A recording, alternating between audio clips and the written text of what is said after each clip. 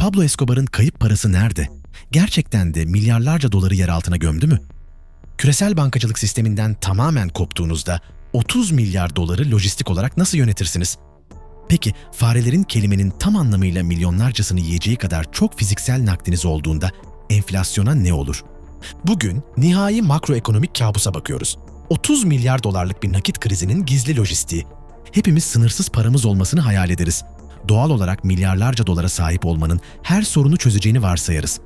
Ancak 1980'lerdeki Medellin kartelinin hikayesi korkutucu bir ekonomik paradoksu ortaya koyuyor. Pablo Escobar sadece hükümetle ve rakip kartellerle savaşmıyordu. Ekonominin fiziksel yasalarıyla da savaşıyordu. Gücünün mutlak zirvesindeyken Escobar'ın operasyonu 420 milyon dolardan fazla gelir üretiyordu. Bir yılda değil, bir ayda değil, her bir haftada 420 milyon dolar. Bu tamamı fiziksel kağıt para olmak üzere günde kabaca 60 milyon dolara eşdeğerdir. Yasal bir milyarder olduğunuzda servetiniz sadece ekrandaki dijital sayılardan ibarettir. Ancak küresel bir kanun kaçağı olduğunuzda geleneksel bankacılık sistemi size tamamen kapanır. Kazandığınız her bir doların fiziksel olarak taşınması, sayılması, saklanması ve depolanması gerekir.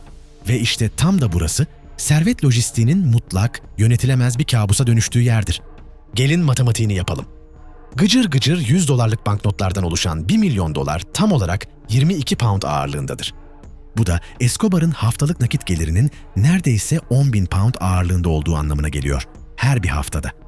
10 bin poundluk kağıdı öylece bir duvar kasasına veya bir evrak çantasına koyamazsınız. Kartel sırf nakit parayı Kolombiya'ya geri taşımak için devasa Learjetler ve kargo uçakları satın almak zorundaydı. Sadece kuzeye uyuşturucu kaçırmıyorlardı. Güneye de ağır, fiziksel kağıt para kaçırıyorlardı. Ancak parayı ülkeye geri sokmak krizin sadece başlangıcıydı. Nakit ulaştığında organize edilmesi gerekiyordu. Ve işte akıllara durgunluk veren bir gerçek. Kartel her ay 2500 dolar harcıyordu. Sadece paket lastikleri için.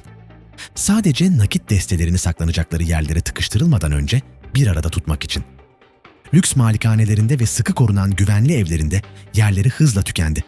Bu yüzden milyarlarca doları plastik varillere mühürleyerek Kolombiya ormanlarına gömmeye başladılar. Parayı sıradan çiftlik evlerinin zeminlerinin altına ve terk edilmiş tarım depolarının içine sakladılar.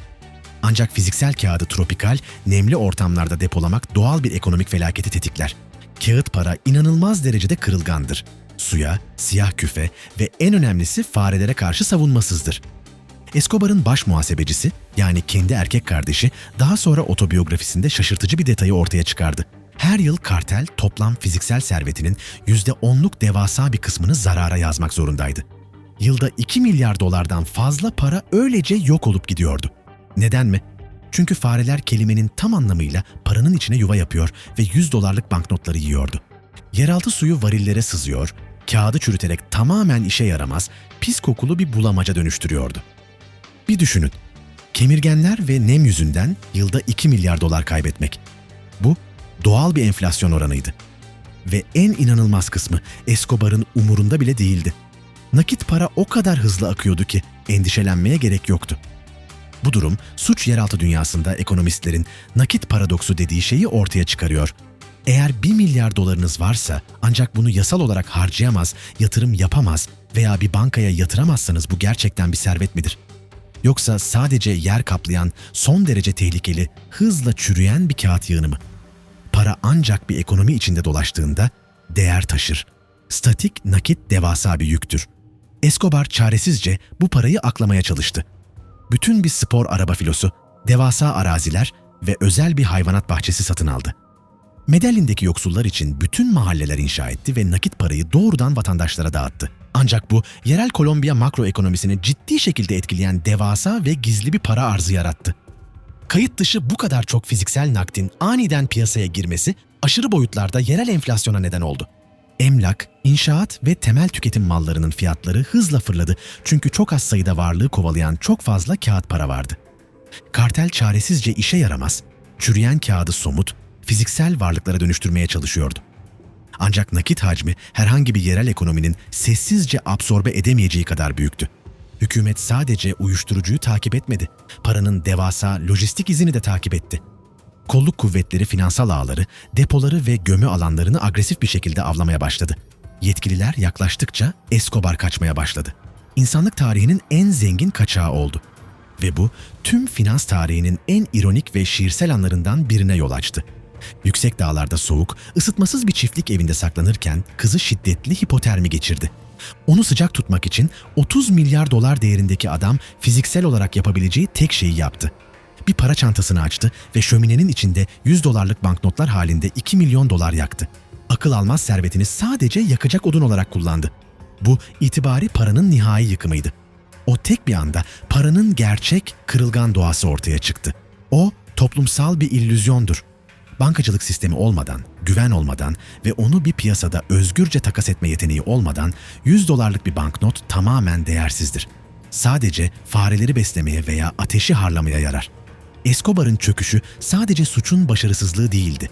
Felaketle sonuçlanan bir lojistik başarısızlığıydı. Uyuşturucu tedarik zincirini başarıyla yendi.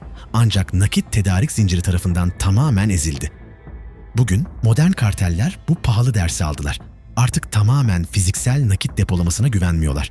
Karmaşık paravan şirketler, merkezi olmayan kripto ağları ve son derece gelişmiş uluslararası kara para aklama sistemleri kullanıyorlar. Çünkü Escobar paradoksunu derinden anlıyorlar. Fiziksel kağıt biriktirmek işin kolay kısmıdır. Onu çürümekten korumak, değerli tutmak ve sisteme geri entegre etmek asıl zorluktur.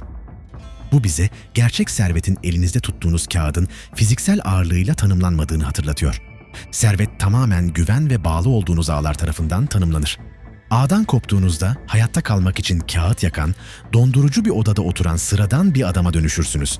İzlediğiniz için teşekkürler. Kartelin makroekonomik tarihine yaptığımız bu derinlemesine dalışı beğendiyseniz abone olmayı ve bir sonraki bölümde bize katılmayı unutmayın. O zamana kadar sistemi sorgulayın.